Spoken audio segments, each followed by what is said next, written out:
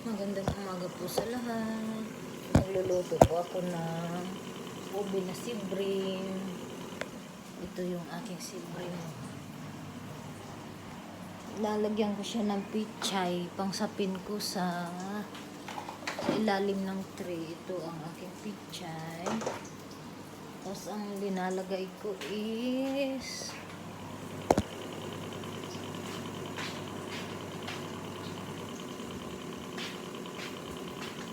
kamatis, luya, sibuyas,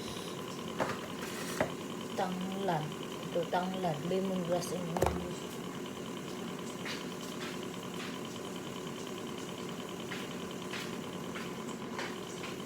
Apat na lemon sa apat na sibrim na malalaki.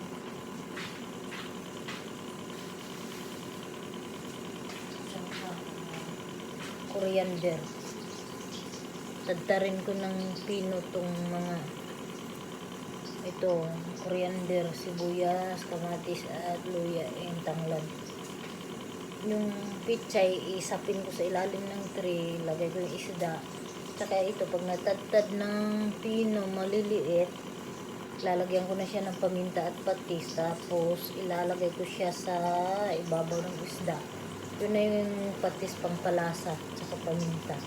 Pipigaan ko siya ng 4 na limon para yung masarap yung lasa at saka yung langsa ng isda ay mabawasan.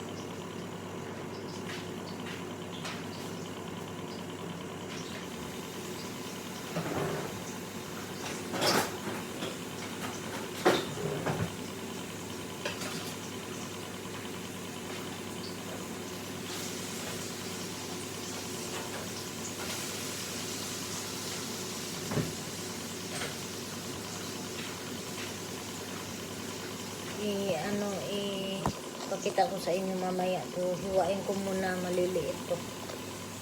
Mahirap kasi mag-upload sa FB ng video pagka masyadong mahaba. Baba ko muna. Bye muna for now.